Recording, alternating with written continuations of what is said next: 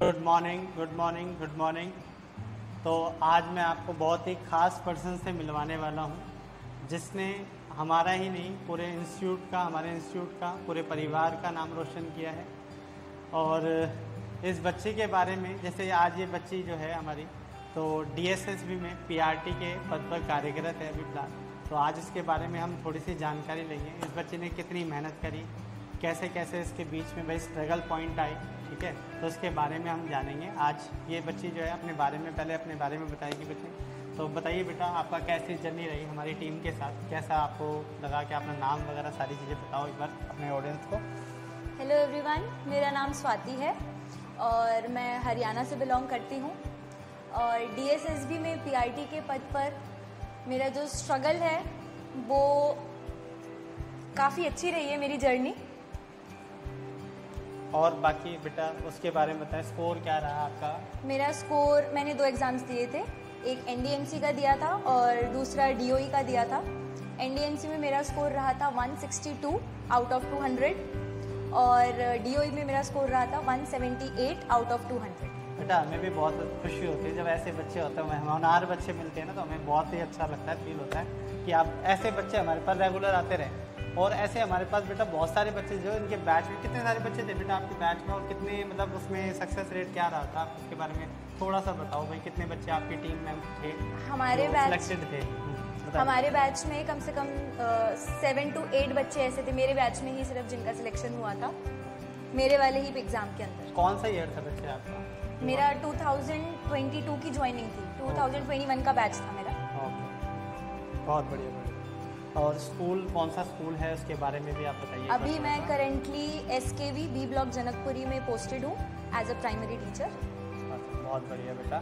तो अब ये बताइए, आप वहाँ का एक्सपीरियंस बताओ हमारे जनता के साथ कि भाई शेयर करो इनका, भाई पीआरटी के पद पर लगने के बाद कैसा फील होता है वो उनको बताओ भाई, उनके, ताकि इनको भी थोड़ा सा मोटिवेशन मिले, ये भी बच्चे थोड़ा सा दिन रात पढ़ाई करें, थोड़ा सा उसके बारे में बताओ। देखो, सरकारी नौकरी का तो जो एक्सपीरियंस होता है, एक बार नौकरी लगने के बाद जो एक्सपीरियंस होता है वो बहुत ही अच्छा होता है कि हमने इतनी मेहनत करी, हम सक्सेसफुल हुए और जो हमने एम किया था अचीव, हमें वो हो गया, वो एक अलग ही फीलिंग होती है।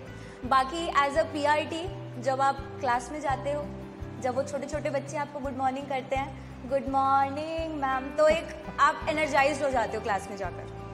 और बाकी स्टाफ मेरे स्कूल का काफ़ी अच्छा है, काफ़ी कोऑपरेटिव स्टाफ है। चलो भाई, हम यही चाहते हैं बस बच्चे की भाई आगे की जर्नी है जो बहुत अच्छी रहे। बिल्कुल है। अच्छा, आप अपना फैमिली बैकग्राउंड बता दो बेटा थोड़ा सा, आपकी फैमिली बैकग्राउंड कैसा था, क्या मदर का क्या रोल था, भाई फादर का क्या रोल था, आप बताएं इसके बारे में। मेरे जो फादर हैं वो खुद डीओई में एज ए पीजीटी स्कूल के अंदर पॉल साइंस टीचर हैं, और जो मेरी मदर है वो वैसे तो होम मेकर है, बट आई थिंक सबसे ज़्यादा कंट्रीब्यूशन मेरी सक्सेस में उन्हीं का रहा है।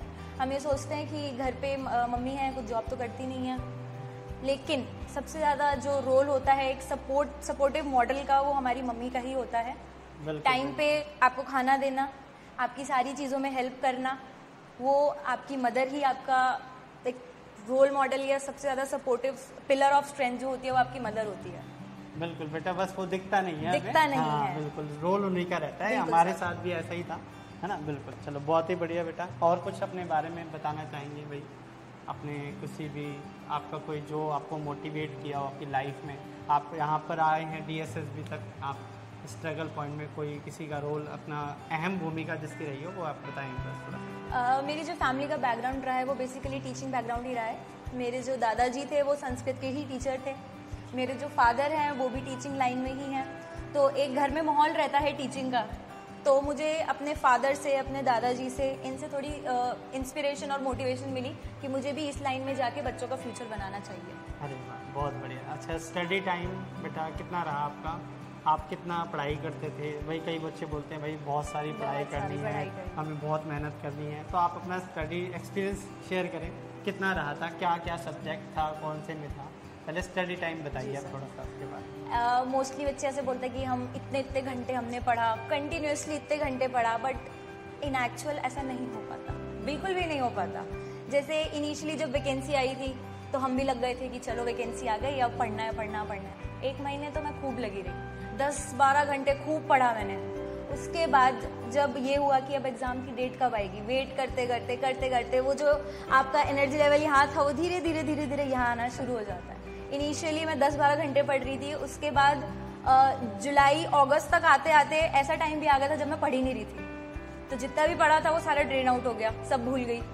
उसके बाद जब एक हाइप बननी शुरू हुई कि चलो डेट आने वाली है, एग्ज़ाम की डेट आने वाली है, उसके बाद फिर पढ़ना शुरू किया। तो ऐसा नहीं है कि आप कंटिन्यूसली पढ़ते ही रहोगे, नहीं हो पाएगा। एक बीच में ऐसा पॉइंट ज़रूर आएगा जहाँ आप थोड़ी बहुत डिमोटिवेशन आएगी कि चलो अब डेट तो आ नहीं रही है एग्जाम की, छोड़ो जब आएगी तब पढ़ेंगे। काफी बच्चे इंतजार करते थे कब एग्जाम आएगा। हाँ। जैसे अभी भी हम बैच लेते हैं तो बच्चे, इसका पहला क्वेश्चन हमारी क्लास में एंट्री होती है ये होता है, सर एग्जाम डेट कब आएगी आप ये बता दो। तो कहीं ना कहीं बच्चे डीमोटिवेट होते हैं इससे, तो आपने उसको कैसे बैलेंस किया, वो उसके बारे में थोड़ा सा बच्चों को सजेस्ट मेन चीज जो है वो है कंटिन्यूटी। आप चाहे 1 घंटा पढ़ो, आप चाहे 2 घंटा पढ़ो, लेकिन पढ़ो भाई, समझ लो बिल्कुल अपने भाई, ये बात पॉइंट है। हम भी बोलते कंटिन्यूटी बने रहे, है ना, लगा चाहे 1 घंटा पढ़े 2 घंटा पढ़े, बट पढ़े जरूर। आपने टचमेंट जहाँ छोड़ा ना, तो बेटा उतना ही आप अपनी नौकरी से दूर होते जाएंगे, ठीक है। जैसे मैंने बताया ना बीच में वो 1 महीना ऐसा कि पढ़ा ही नहीं। हाँ। मैं सब भूल गई, जितना मैंने वो 10-10 12-12 घंटे पढ़ा था मैं सब भूल गई। और एग्जाम टाइम पे क्या प्रेशर था वो थोड़ा सा बच्चों को?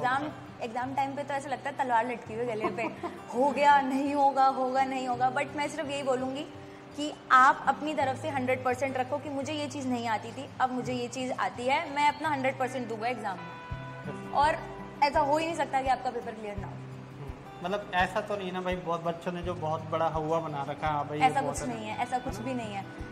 एग्जाम क्लियर करने की एक मेन स्ट्रैटेजी होती है कि एग्जाम का पैटर्न क्या आ रहा है। बिल्कुल।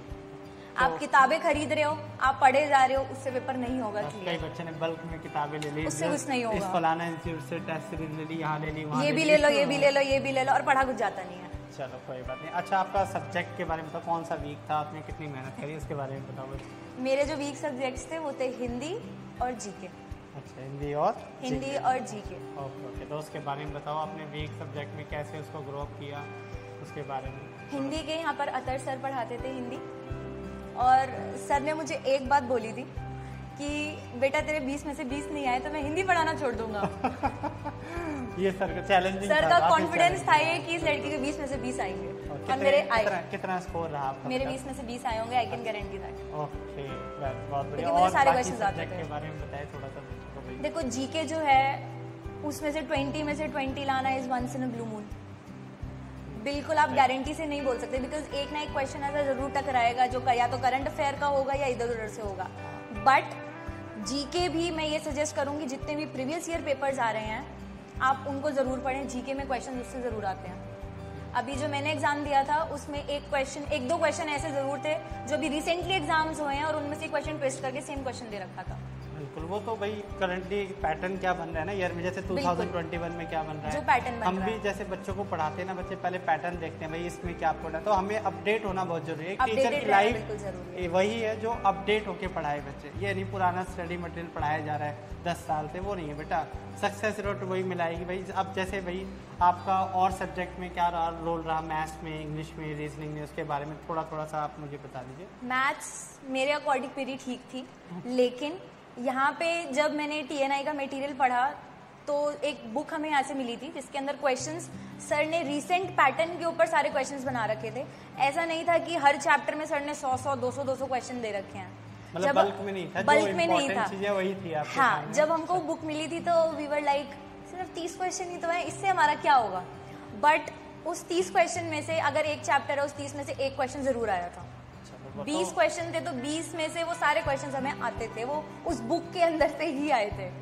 बहुत मतलब स्टडी मटेरियल आपके study material was very good. TNI का काफी अच्छा था। मैंने कोई एक्स्ट्रा बुक नहीं खरीदी मैथ्स की, टू बी वेरी ऑनेस्ट। अच्छा, अब ये बताओ कि टीचिंग लाइन में भाई आपका रुख कैसे बदला? भाई टीचिंग लाइन में ही आना है ऐसा अपने, जैसे आपने बताया फादर भी आपके हैं, फादर भी आपके टीचिंग लाइन में थे, बट आपने कब सोचा कि नहीं मुझे टीचिंग ही ज्वाइन करनी है, उसके अलावा कुछ मुझे अच्छा नहीं लगता है? मतलब हॉबी कैसी बनी आपकी टीचिंग लाइन में? मेरे पास 12th में PCMB थी, science stream, medical with maths. तो इनिशियली तो जब 12th में हाइप होती है सबको कि उसमें जाना है, नीट करना है, MBBS करनी है, ये करना है, JEE करनी है, इंजीनियर बनना है। बट मेरे फादर ने मेरे को ये चीज़ समझाई कि तुम पैसा कमा रहे हो उसको खर्च करने का भी तो टाइम होना चाहिए, एक पीसफुल लाइफ भी होनी चाहिए। और टीचिंग में मेरा थोड़ा बहुत इंटरेस्ट पहले भी था, तो मेरे फादर ने कहा कि क्यों ना इसमें एक ट्राई दिया जाए। तो फिर कैसा रहा आपको? अब काफ़ी अच्छा है। वो उनके गाइडलाइन पे आप चले, उनके रास्ते पे चले, तो कैसा फील हो रहा है? काफ़ी अच्छा है ना, आई एम हैप्पी कि मैंने उनकी बात मानी। चल ठीक है, बहुत अच्छा हुआ बेटा। और बाकी उसके टेस्ट सीरीज वगैरह के बारे में बताइए। आप टेस्ट सीरीज आप रेगुलर देते थे या नहीं देते थे? क्या रोल था? क्वांटिटी की जैसे मैंने बात करी, अगर आप पढ़ नहीं पा रहे तो एक मॉक टेस्ट ज़रूर दें। एग्ज़ाम से कुछ मंथ पहले मैंने डेली मॉक टेस्ट लगाने शुरू करे थे, क्योंकि इनिशियली आपको एग्ज़ाम उसी टाइप का देना है, तो क्यों ना पहले से ही प्रैक्टिस शुरू करें, ताकि एग्जाम में आप पैनिक ना करो और आपको ये आइडिया हो कि कौन सा क्वेश्चन कब अटेम्प्ट करना है, कौन सा छोड़ना है, टाइम कैसे मैनेज करना है, उसकी प्रिपरेशन आपकी पहले से। अच्छा, टॉपिक वाइज टेस्ट सीरीज ज़्यादा बेनिफिट है या फिर ऑल ओवर वाली? दोनों अपनी अपनी जगह इंपॉर्टेंट है। पहले टॉपिक वाइज करो, उसके बाद फिर जब आपकी टॉपिक में इंप्रूवमेंट होनी शुरू हो जाए तो फिर आप ओवरऑल पूरा 200 या 100 मार्क्स का अटेम्प्ट करना शुरू। वही हम बच्चों को बताते हैं, बेटा अगर आपका बेसिक बिल्कुल आप 0 लेवल पे है ना, तो पहले टॉपिक वाइज, उसके बाद आप ऑल ओवर में जाके अपना अटैम्प्ट करें और वीक पॉइंट वहाँ से पकड़े। देखो हम फिर वीक पॉइंट पढ़े, उस पर काम करें। अब ये ना आपका स्ट्रॉन्ग पॉइंट है, उस पर आप पढ़े जा रहे हैं, वीक पॉइंट को पकड़ो, पहले उसको जड़ से खत्म करो। बिल्कुल ना, ये होना चाहिए। मॉक टेस्ट के अंदर भी जैसे आपने क्वेश्चंस अटेम्प्ट करे, जो क्वेश्चंस आपके गलत हैं उनको एक जगह या तो लिख लो या स्क्रीनशॉट, अब तो फ़ोन में होता है सब कुछ, फ़ोन या लैपटॉप में, उसका स्क्रीनशॉट लेके एक जगह रख लो एंड उस क्वेश्चन को अच्छे से एक बार पढ़ो, ताकि नेक्स्ट टाइम जब वो क्वेश्चन आए तो आप उसको अटेम्प्ट कर सको। क्योंकि आजकल भाई डिजिटल हो चुका है जमाना, तो इसका फ़ायदा उठाओ भाई, आपके पास बहुत अच्छी अपॉर्चुनिटी है। आप पुराने टाइम पे अगर जाओगे ना, तो उस टाइम पे वैसे ये चीज़ें होती ही नहीं थी, बहुत मेहनत करके वो चीज़ों को अब आजकल तो एक क्वेश्चन निकाला, आपने गूगल सर्च किया, यूट्यूब सर्च किया, तुरंत आपको इसका रिजल्ट मिल जाएगा। बट पहले ऐसा कुछ नहीं था बच्चे, हमें 10 जगह घूम घूम के उसको इकट्ठा करना पड़ता था चीज़ों को, भाई ये इसकी शॉर्टकट क्या चीज़ें बन सकती थी, है ना। चलो आप ये बताओ, TNI के स्टाफ के बारे में थोड़ा सा बताओ, आपका क्या मतलब, आपने कितना टाइम TNI के साथ गुजारा, पहले तो ये बताओ बच्चों को। मेरी जर्नी TNI के साथ कम से कम 2 साल तो बिल्कुल रही है, और TNI का जो स्टाफ है वो काफ़ी कोऑपरेटिव है, और वो वाला रिलेशन नहीं है कि हम तुम्हारे टीचर हैं, हमसे ऐसे बात करो, हम तुम्हारे टीचर हैं। They are like very friendly and very cooperative. अगर क्लास खत्म होने के बाद भी हमको डाउट्स होते हैं तो they are always ready to take our doubts. सारे हमारी प्रॉब्लम्स के सोल्यूशन देने के लिए दे आर ऑलवेज रेडी। चलो बहुत बढ़िया रहा बच्चे, इस बारे में भी। और टीचर्स कैसे थे उसके बारे में भी थोड़ा सा बता दो बच्चों को। टीचर्स को काफ़ी नॉलेज थी अबाउट देयर कंटेंट, और बच्चों को वो इजी तरीके से कैसे देना है उनको ये भी पता था। जैसे एक ट्रक भर के इन्फॉर्मेशन है, उसमें से काम की चीज़ें बच्चों को देनी है कि ये एग्जाम में आएगा, ये नहीं कि ये भी पढ़ लो ये भी पढ़ लो, ये एग्जाम में आएगा ये पढ़ना है। चलो बहुत बढ़िया रहा बच्चे। अच्छा आप ये एक और बात बताएं आपका भाई, जैसे आपकी जो ये अचीवमेंट है, आप अभी DSSB PRT as a teacher आप काम कर रहे हैं, है ना, जैसा आपने बच्चों को बताया, आप जनकपुरी B ब्लॉक, राइट? जी, जनकपुरी B ब्लॉक। ठीक है, तो हमारा तो योगदान बेटा केवल, मैं तो बहुत छोटा ही समझता हूँ, 10-5% ही हमारा योगदान रहता है। बाकी बच्चे की मेहनत होती है, बच्चे ने कितना % उसमें बेटा अपना योगदान, जैसे इस बच्चे ने बताया भाई अपने पढ़ाई के बारे में बताया कि भाई मैंने इतनी देर पढ़ाई करी है, टाइम आने पे ऐसा भी था भाई इन्जॉयमेंट भी किया है इस बच्चे ने, ऐसा नहीं कि भाई आप। और ये बच्ची ऐसी थी भाई, मैं अपने भाई वैसे बता रहा हूँ, बच्चा जैसे हमारे इंस्टीट्यूट में बैठा है, ऑफलाइन बैच लिया था बेटा, ऑनलाइन बैच लिया? मेरा ऑफलाइन बैच लिया था। तो हम भाई इस बारे में जानते थे कि बच्ची तुरंत पढ़ती थी, और उसने पूछा वहीं पर टीचर बैठा है, सर ये बताओ आप हमें, ये बताओ। तो आज ये इस चीज़ पे है कि आज ये एज अ टीचर काम कर रही है PRT में, ठीक है। और कुछ बेटा अपना एक्सपीरियंस देना चाहेंगे TNI के बारे में, कुछ रिव्यू देना चाहेंगे रेट आउट?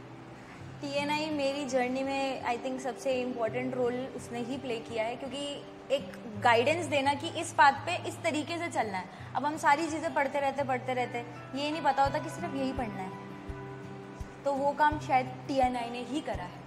चलो बहुत अच्छा। चलो और बाकी आप कुछ बोलना चाहेंगे अपने एक्सपीरियंस पे, क्या करना चाहिए बच्चों को या कुछ? मैं एक ही चीज़ बोलना चाहूँगी, कुछ बच्चे वो होते हैं कि बस पढ़ाई में ही लग जाता है कि बस पढ़ते रहना, वो बहुत मोनोटोनस हो जाता है, बहुत ऐसा लगता है कि कब से ही पढ़ रहे हैं, फिर वो एकदम नीचे लेवल डिमोटिवेशन का आता है। मेरा कहना ये है कि पढ़ो भी और अपनी लाइफ भी इंजॉय करो साथ में। सोशल लाइफ और आपकी जो ये एजुकेशन वाला सेक्टर है, इसको साथ में कंबाइन करके चलो, पढ़ने का भी मन करेगा और बाकी चीज़ें भी मन करेंगी, यही कहना चाहूँगी। और कॉन्टिन्यूटी ज़रूर रखो। अच्छा, लास्ट क्वेश्चन है अब ये, आप ये बताओ आगे का क्या प्लान है आपका पढ़ाई के अंदर, आप क्या करना चाहते हैं, बच्चे को बताएंगे भाई आप यहीं पे रुकेंगे या फिर आगे भी कुछ करना चाहते हैं? आगे बिल्कुल जाएंगे सर, अभी तो पहले डिग्रीज लेंगे। अच्छा उसके बाद टीचिंग लाइन में ही आगे जाऊंगी मैं, जैसे टीजीटी, पीजीटी, नेट, ये सारी चीज़ें।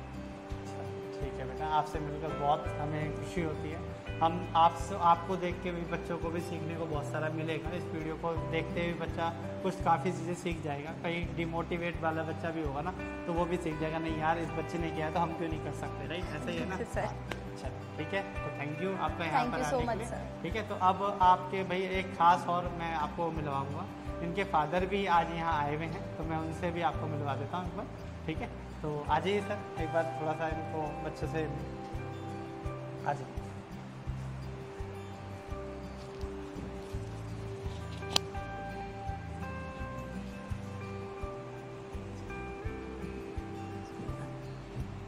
बताइए सर, आप मतलब क्या है बच्ची का क्या रहा आपकी, मतलब ये बताएं इसमें, मैं बताता हूँ आपको। हमारी टीचर्स की फैमिली है, मेरे पिताजी भी टीचर थे, मेरे चाचा भी टीचर रहे हैं और मैं भी दिल्ली गवर्नमेंट में lecturer political science Bindapur school में हूँ।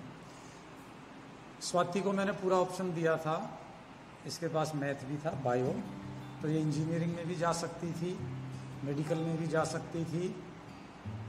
इसने इंजीनियरिंग के लिए इंटरेस्ट नहीं दिखाया, मेडिकल के लिए भी ये तैयार नहीं थी पूरी तरह से, तो नेक्स्ट ऑप्शन जो है टीचिंग ही बचता है। इसको मैंने, पेरेंट्स कई बार अपने विचार बच्चों पे थोपते हैं, मैंने इस पे थोपा नहीं। जब इसका मेडिकल और इंजीनियरिंग में इंटरेस्ट नहीं दिखाई दिया, तब मैंने इसको बताया कि टीचिंग भी बहुत अच्छा ऑप्शन है। और टीचिंग में 5 घंटे या 6 घंटे आप स्कूल में रहेंगे, उसके बाद सारा टाइम आपका है। आप अपनी फैमिली को भी देख सकते हैं, अपने जॉब को भी देख सकते हैं, और पीसफुल लाइफ है। बहुत नोबल प्रोफेशन में इसको मानता हूँ टीचिंग को, और उसके लिए मैंने इसको गाइड किया। और मुझे इसमें वो कहते हैं ना, पूत के पाँव पालने में दिख जाते हैं, तो मुझे बचपन से ही इसमें वो चीज़ें दिखती थी जो एक टीचर में होनी चाहिए, जो टीचर की क्वालिटीज होती है, हाँ, कहीं ना कहीं पता लग जाता तो है। वो इसमें मुझे दिखती थी और मुझे लगता था कि ये इस लाइन में कामयाब हो जाएगी। तो वो फर्स्ट अटेम्प्ट में ही ये कामयाब हुई है। इसका 2 जगह सिलेक्शन हुआ है, एनडीएमसी में भी और डीओई में भी। और मैं चाहूँगा कि ये डायरेक्ट पीजीटी जाए, अपनी डिग्रियाँ ले, अब एमए बीएड करे और डायरेक्ट पीजीटी जाए, मैं ये चाहता हूँ। और फिर प्रिंसिपल का भी मैं चाहूँगा, देना चाहे तो डायरेक्ट प्रिंसिपल भी जाए, फिलहाल मैं चाहूँगा कि ये पीजीटी जाए। बेस्ट ऑफ लक, हमारी दुआएं इस बच्चे के साथ है, हमेशा रहेगी। जैसे भी अब आप थोड़ा सा हमारे बारे में भी बता दीजिए कि आप यहाँ आए थे, जब आप ट्रस्ट थे कि भाई यहाँ पर हमें पढ़ाना चाहिए बच्चे को। हाँ, मैं सबसे पहले जब आया तो मेरी अतर सिंह सर से बात हुई, तो मैंने बच्चे के बारे में बताया, मैं अकेला ही आया था पहले, तो मैंने बच्चे के बारे में बताया कि उसके सीटेट उसने पास किया है, 133 मार्क्स हैं उसके, और साइंस बैकग्राउंड से है। तो सर ने उसी दिन मेरे को बोल दिया था कि ये बच्ची रुकेगी नहीं, ये फर्स्ट अटेम्प्ट में सिलेक्ट होगी, उन्होंने पहले ही दिन बोल दिया था मेरे को। और ये आई यहाँ पे, इसने क्लास करी, इसको बहुत अच्छा लगता है। और मुझे भी अब भी बेंच पे ही बैठना अच्छा लगता है, टेबल के उस तरफ मुझे अब भी अच्छा लगता है, स्टूडेंट बन के बैठना मुझे अब भी, अब मैं इधर बैठा था मुझे बहुत अच्छा लग रहा था कि मैं उधर ही बैठूं। और इसने यहाँ पे एक अच्छी बात लगी टीएनआई की, कि जो कंटेंट ये डिस्कस यहाँ हुआ या जो पढ़ाया गया, जो जरूरी है वही कराया गया, फालतू में बच्चों पे बर्डन नहीं डाला गया कि ये भी कर लो, ये भी कर लो, ये भी कर लो, ऐसा नहीं था। एक टारगेट दे दिया कि भाई ये है, इसमें से ही आना है, वही बच्चों को कराया गया और बच्चों ने उसको किया भी और अच्छा स्कोर रहा। मैं बहुत खुश हूँ, यहाँ की फैकल्टी बहुत अच्छी है, अतर सिंह सर ने अच्छा मैनेज किया हुआ है, स्टाफ अच्छा है और बहुत अच्छा लगा यहाँ बच्चे को देख के। ठीक है सर, थैंक यू, आपसे भी मिलकर हमें बहुत बहुत अच्छा लगा। बस हम चाहते हैं हमारे मंच पे ऐसे ही भाई पेरेंट्स आते रहें, बच्चे आते रहें, हम भी खुश रहें, आप भी खुश रहें। ठीक है, तो फिर आज के लिए फिलहाल इतना ही इंटरव्यू रखते हैं, आप मिलते हैं आपसे नेक्स्ट वीडियो में नए बच्चे के साथ। ठीक है, thank you and thank you.